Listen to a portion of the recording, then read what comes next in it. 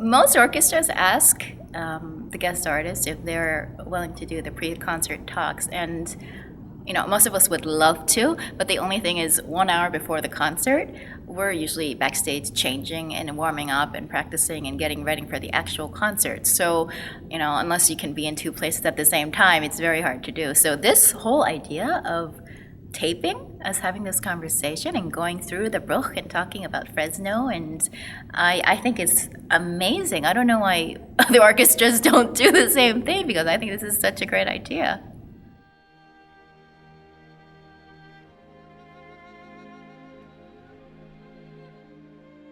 Hi, this is Benjamin Boone for Inside the Music for the Fresno Philharmonic, and we're here in the wonderful Saroyan Theater in downtown Fresno today, and joining us is the featured guest artist for tonight's performance, none other than Sarah Chang. Hi. So Sarah, you're coming to us having flown in last night, and you have a series of interviews that you're doing with various outlets today.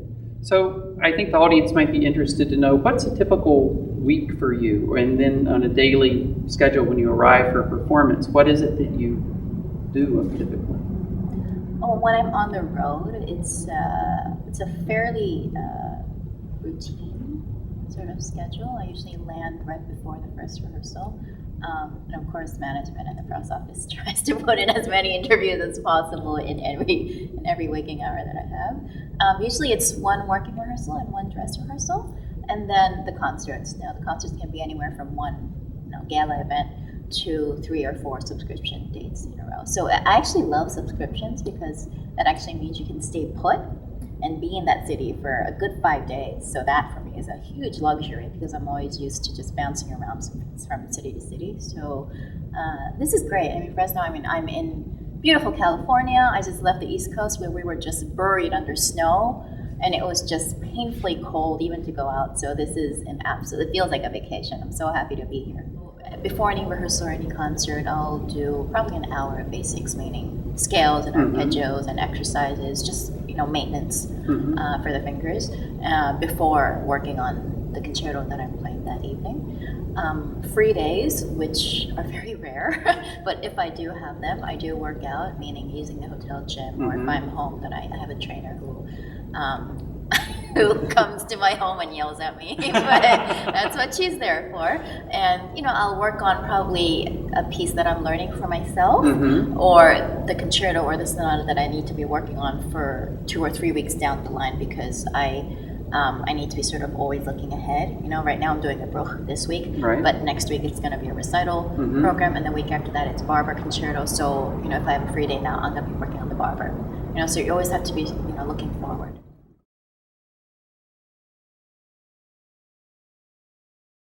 I understand that both of your parents are musicians, and I'm particularly interested that your mother is a composer and studied at University of Pennsylvania. Yeah, she did. Did she study with George Crumb? She did study with George Crumb.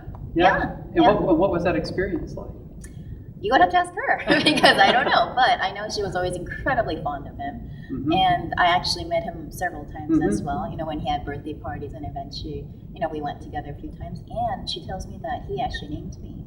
When she had me, she was a master's student, and Mr. Crumb and his wife came to the hospital when she had just given birth to me, and they had not decided on a name for me yet. So apparently Mr. Crumb sat down with my mom and went through names that sort of flowed well with Chang. So he gave her 3 choices between Sarah and Elizabeth and Natasha. And Mrs. Crumb apparently is named Elizabeth. So she said, don't do Elizabeth for some reason, which I think is a beautiful name. And they just sort of decided on Sarah. So I have him to thank for my name.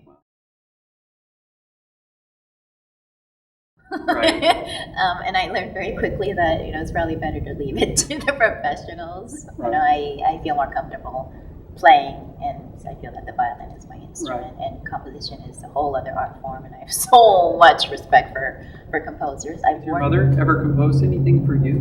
No, not for me. I know that she did compose a few things for my father, and they fought like cats and dogs doing it, and I just watching them do it, I thought, probably not good to mix family and business together. So separate those two. Yeah, I think it's healthier.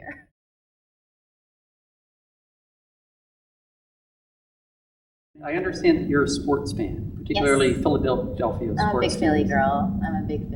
Yes. And is it true you went to your first NFL game recently? You went I out to did. dinner You with know what? We went out to dinner? Yeah, with some of the players, we did. Yeah, it was a hoot. It was so much fun. The thing is that I've been a huge baseball fan for as long as I can remember. Our family would go to baseball games all the time. So I grew up as a Phillies fan, and so there have been a few times when I literally am playing on stage, doing my content, and I rush off, and then the first thing I ask the stagehand is, "What's the score? What's the score?" You know. So yeah, no, it's fun. It's fun. It's nice to have vices.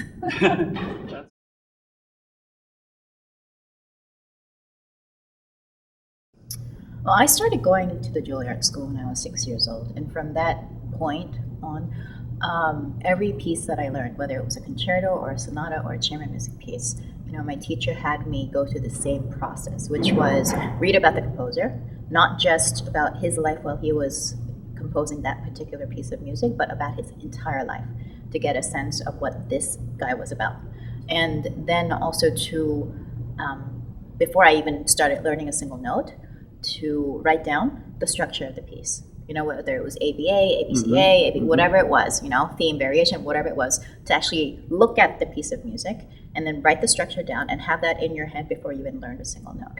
And with every single rehearsal, and even if it is the Bruch Concerto or the Brahms Concerto or something I've played 1,000 times on stage, there are still moments when you think, wow, that's new, that sounds new, and I didn't know that the flute had that, or I hadn't noticed before that there's this unison thing going on with the oboes. And the thing is that you do study from the score, but then you go to an orchestra and there's this amazing oboist who really brings down a certain line or certain accidentals, and you think, that's new, I haven't heard that before, which is why I love doing the old tried and true favorites, because they never get old. They never get old, because every rehearsal you have, every concert you have, there's something new that sort of sparks up again.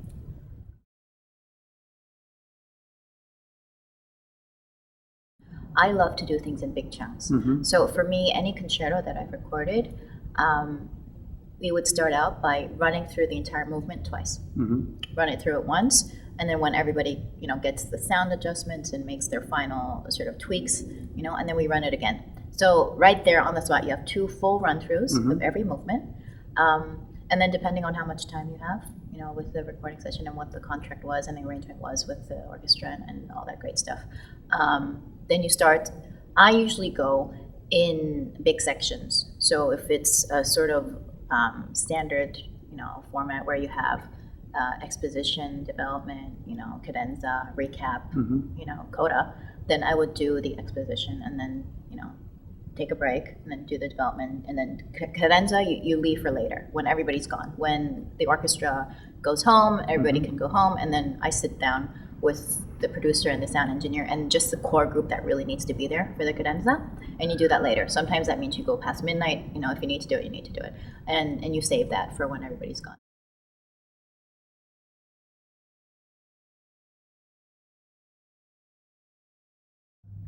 Could you tell us about the violin that you're playing and how you ended up getting it and what you think its special qualities are?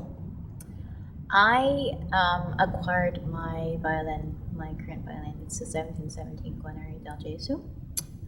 I got it from Issac Stern. I was about 14 or 15 at the time when my hands were finally big enough to use a full-size violin, because before that I had been on quarter-size, half-size, three-quarter-size violins because I was so little. And Mr. Stern was one of my mentors from the time I was very young. And he made a phone call for me, and somehow, magically, overnight, we had this amazing collection of like 10 Strats and 5 Del Gesus just appear at his place in New York. They were flown in, from London, from Charles Beer, from LA, from Germany, from Switzerland. They were flown in from everywhere. And I to this day, I don't know how he did it, because Stradivariuses and Guarneris, they're so rare that if one comes on the market, there's this mad scramble from everyone from collectors and investors to musicians to anybody who wants to get their hands on them. And then the bidding just becomes an all-out war because they are so rare and it's so hard for anyone to get their hands on them. But somehow overnight he got literally like 15 precious instruments.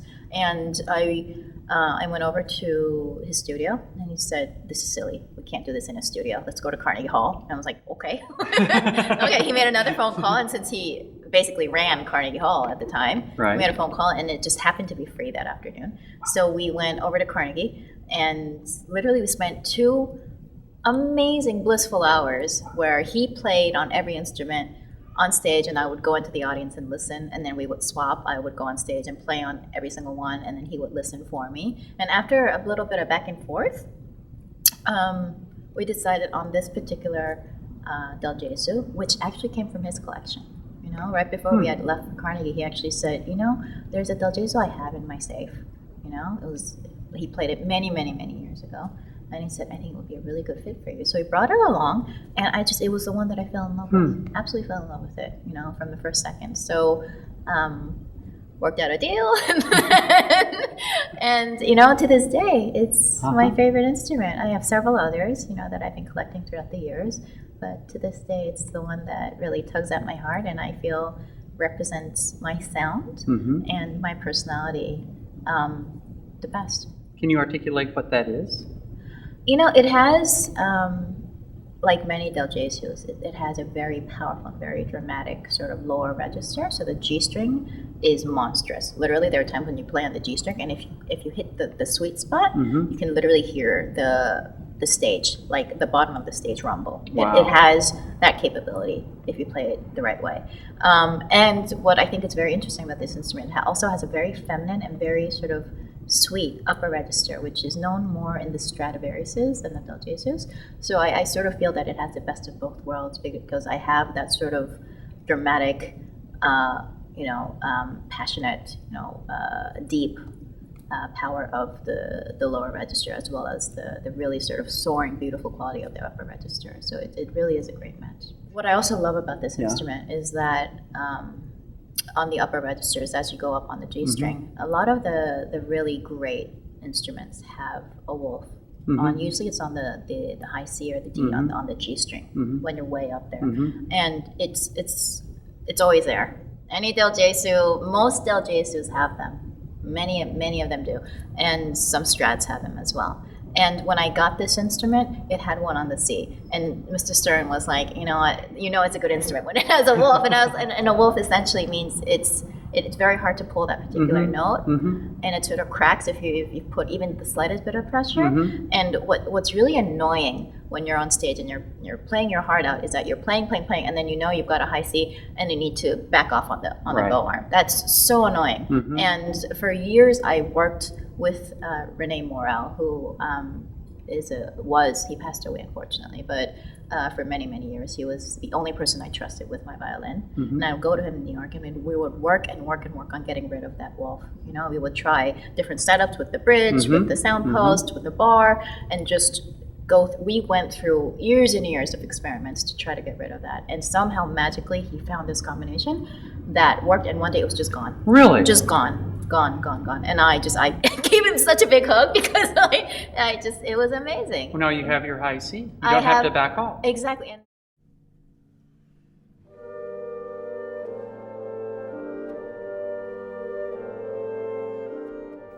well, I think big picture wise, what's really interesting about the Bruch is that the first, second, and third movements are all connected. There's no actual break. So it's almost as if you have to look at the entire concerto in one big breath and think of it as one huge structure. What I love about the first movement is the fact that, number one, it's an incredibly intertwined movement when there seems to be a lot of chamber music going on. What's interesting is that the first 2 lines of the violin solo, these are completely they're solo violin lines, so there's no orchestra going on there. The violin, it's as if there's like 2 beautiful lines of a cadenza where there's nobody else, and then when you go into the theme, that's when everybody comes in. I love this part. Personally, this is my favorite part in the entire concerto, because you're playing with the wind section and you are completely in unison here. There's a place here when you're in unison with the horns, and it's actually quite difficult to put together because the horns are so far away from you. Physically, they're seated as far away from the soloist as you possibly could be, but everything here is in unison, so it has to be perfectly together, otherwise it just sounds off. This is actually my favorite piece my favorite section of the piece, but he also gives it to just the orchestra. It's a big tutti, and it's given it to the orchestra. I sometimes just tag along and play because it's such a cool moment of the piece, and he doesn't even give it to the solo violin line. And then this is also really fun because there's this big scale, if you can look at that scale. Right, it's a right huge scale. Right before second movement. Everybody joins in on that A flat. Everybody joins in on the A flat, but you're completely alone here. And this, I know for every conductor, is a bit, it's a bit of a gamble because you don't know how quickly your soloist is going to take that scale. And on top of it, everybody, I know in this particular edition, it says everything is in one bow, which I don't think anybody does, frankly. Okay, but you don't know if that top A flat is going to be on a down bow or an up bow. So, it's 50-50, if they come in with you or not. With Maestro Kusher, he'll come in. I'm not worried.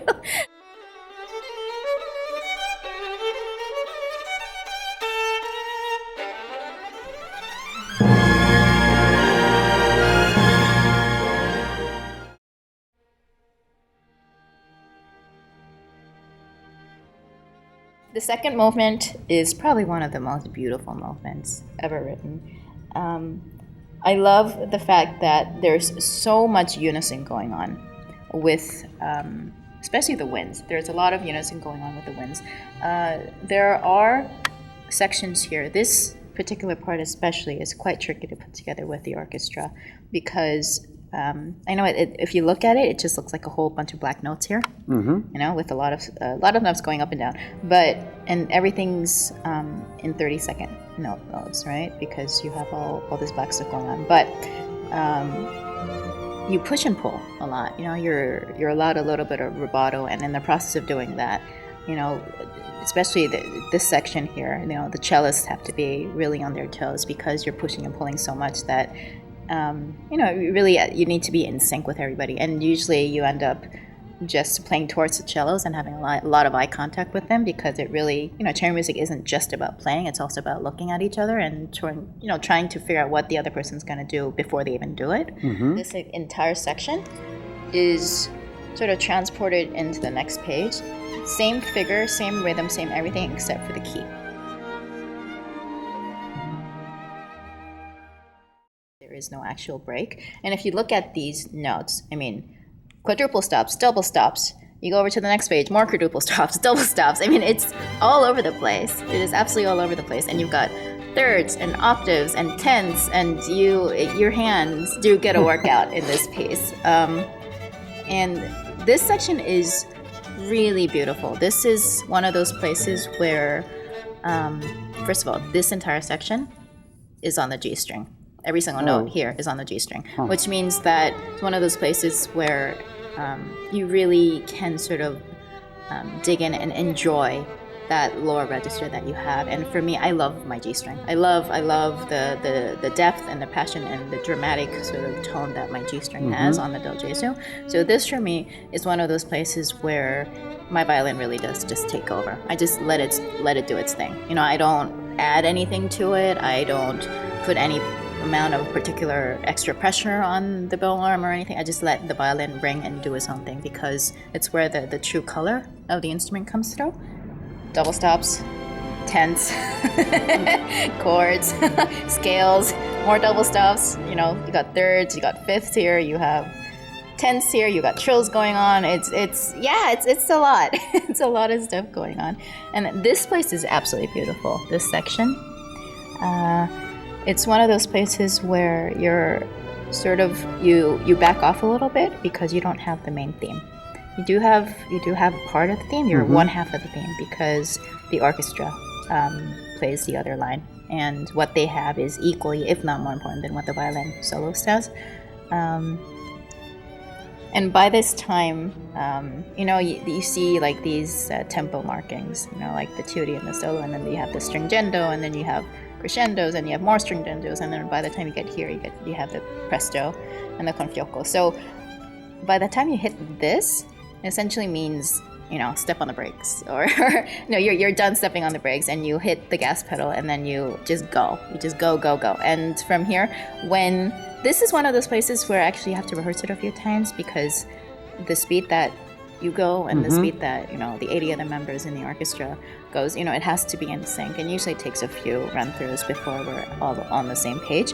But once you hit the gas pedal here, and you have this huge stringendo, which actually never stops. He actually never tells you to stop, right? So you go from here to the end. It's one big stringendo, right? Which means just go get faster and faster and faster. And you do it to an extent where it's exciting and you get an emotional rush out of it, but you're not stupid about it, right? So hopefully not too stupid about it. So, and the thing is that once you get to a concert, their adrenaline sort of kicks in, and you go a little bit faster than you did at the rehearsal anyway, but then everybody's on board with you in any case. So it really is about keeping your eyes on the musicians and the conductor and keeping your ears open and really just having fun, because by this time we're almost at the end. That's the finish line. We like seeing the double bar at the end of every concerto, right? So and in this case, he gives you full license to go as fast as you possibly could want. So to do it with taste, and of course to do it, while thinking of ensemble as well, that's the challenge there. Sounds like a lot of fun. It is a lot of fun. It's a lot of fun. Yeah, I can't wait. Well, first to say thank you for being here and for supporting the orchestra and the amazing 60 years. It's always fun when it's an event like this. And I love Fresno. I love the audiences here. They're so warm and welcoming. And the Bruch is one of my personal favorites. I have a very sweet spot in my heart for the Bruch. And I would hope that, everyone loves the piece, and allows themselves to be swept away, because it is such a romantic piece. It's such a unapologetically romantic and lush and glorious piece where there's so much lyricism, but also a technical aspect, especially in the third movement, when you start going into all the double stops and the triple stops and the quadruple stops and all the scales and the arpeggios, and it's all over the place. So I love this piece, and I hope everyone loves it as well.